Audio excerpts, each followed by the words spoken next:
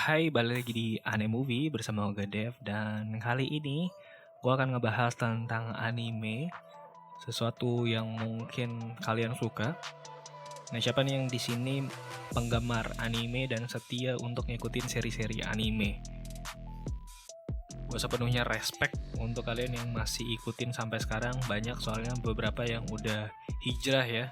Tapi untuk kalian yang masih setia untuk ngikutin ataupun masih seneng untuk cari berita-beritanya, nah gue ada beberapa fakta-fakta unik tentang anime yang mungkin kalian belum tahu, atau mungkin kalian udah tahu sebenarnya. Nah, kita mulai aja listnya.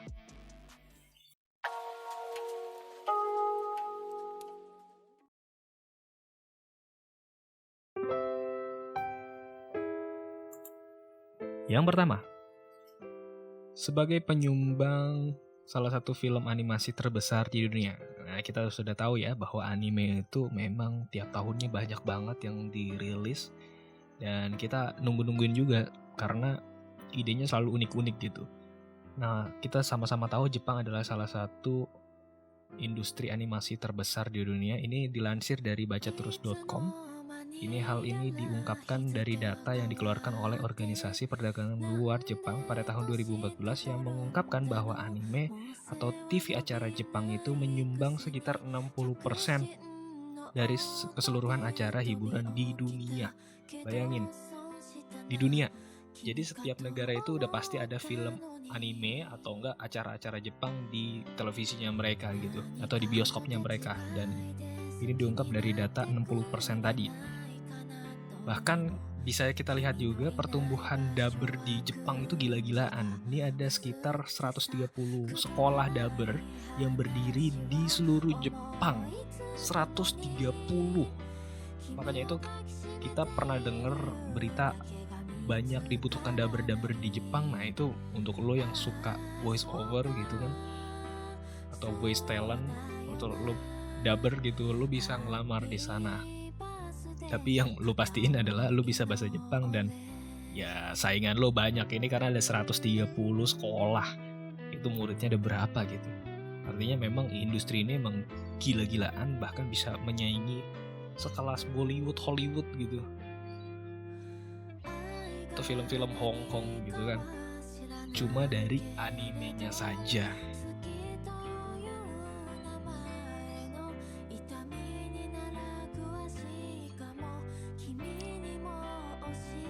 Dua, semua karakter Code Geass suka pizza. Nah, lo pernah bertanya-tanya nggak kenapa semua karakter di sana suka banget sama pizza gitu? Kalau lo bingung, sebenarnya jawabannya sangat simpel. Karena film ini atau anime ini sebenarnya yang mensponsori adalah Pizza Hut Jepang. Jadi kita nggak aneh gitu.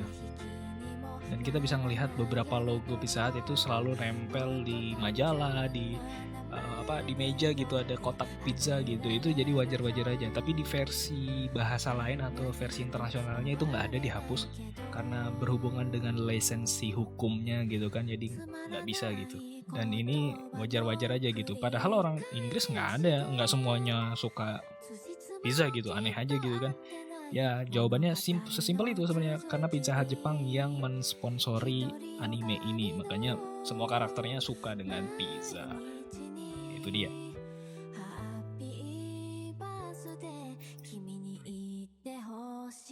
Para Titan terinspirasi dari orang mabuk. Siapa di sini yang lagi seru-serunya nonton anime Attack on Titan atau Shingeki no Kyojin? Lo pernah bertanya-tanya kenapa Titannya itu aneh-aneh gitu bentuknya, larinya aneh-aneh gitu. Inspirasinya dari mana sih?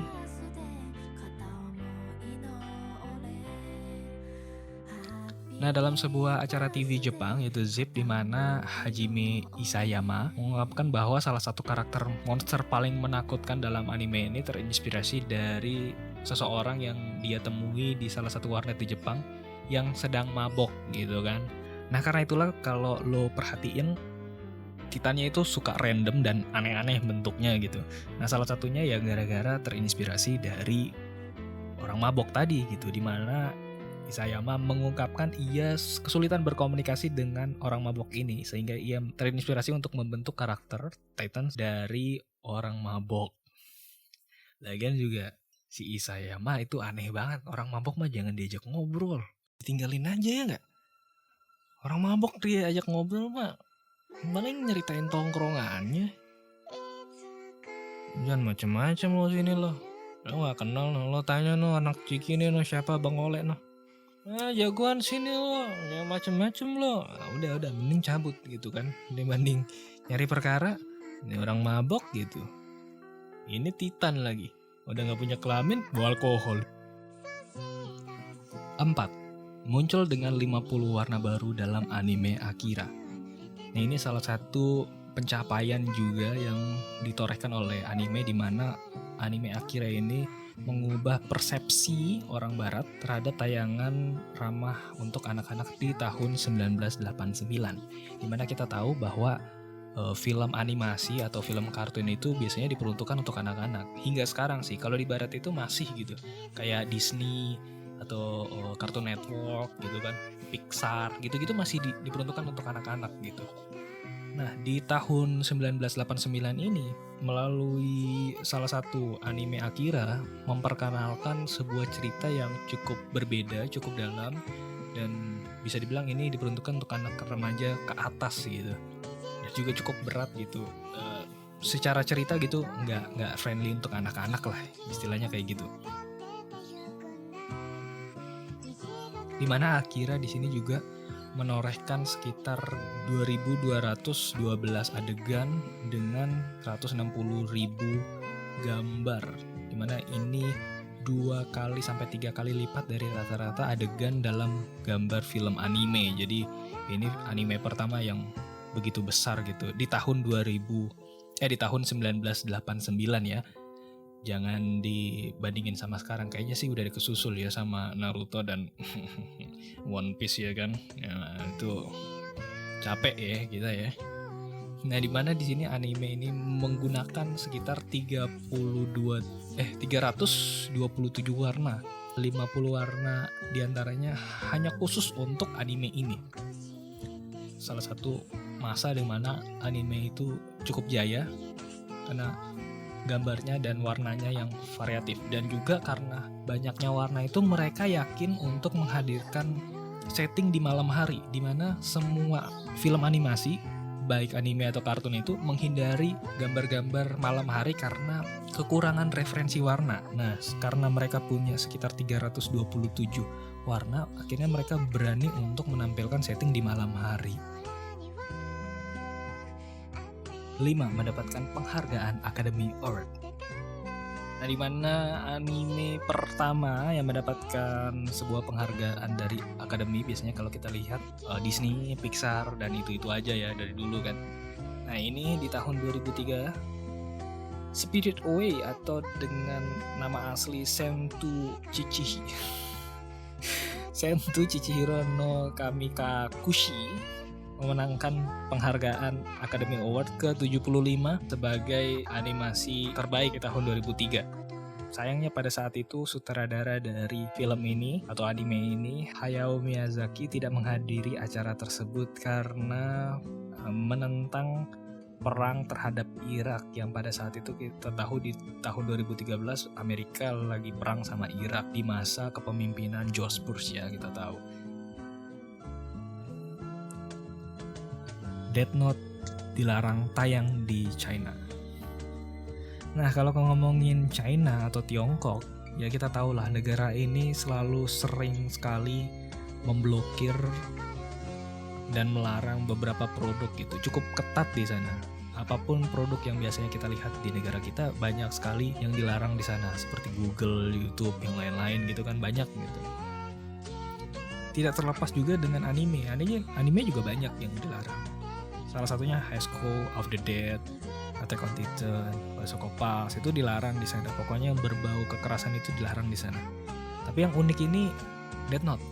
Death Note dilarang bukan karena kekerasannya justru. Death Note itu dilarang karena pemerintah itu meyakini ini bisa menginspirasi siswa di Cina untuk membuat buku yang sama. Jadi murid-muridnya itu bikin buku gitu, buku biasa gitu, tapi sampulnya dengan tulisan Death Note. Lalu yang uniknya adalah di mana mereka akan menuliskan nama guru yang mereka benci dalam buku tersebut. Kayaknya udah gedek banget gitu kan. Itulah sebabnya kenapa negara atau pemerintah Cina melarang Death Note tayang di negara mereka. Dan yang terakhir, ini adalah salah satu anime kesayangan kalian. Kimi no Na wa menjadi salah satu pendapatan tertinggi di dunia, atau anime dengan pendapatan tertinggi di dunia. Kesuksesan anime karya Makoto Shinkai yaitu Your Name dengan bahasa Inggrisnya memang tidak dapat diremehkan. Anime ini bukan hanya menorehkan kesuksesan di Jepang, tapi anime ini mengalahkan film atau anime The Spirit Away karya Ghibli sebagai anime dengan pendapatan terbesar. Kimi no Na wa menghasilkan sekitar 355 juta US dollar, gila kan. Mengalahkan Spirit Away yang hanya mendapatkan 289 juta dolar saja. Ini salah skripsi. Ini bukan saja ini lumayan gede. Ini udah bisa bersaing sama box office film-film barat, gila. Anime loh, film-film 2 dimensi. Emang gila ya. Anime itu sudah tidak bisa diremehkan lagi dan udah nggak pantas untuk dibilang lo kayak anak bocah aja masih nonton film kartun gitu. Lo bayangin 355 juta, dan film ini juga bukan untuk anak-anak.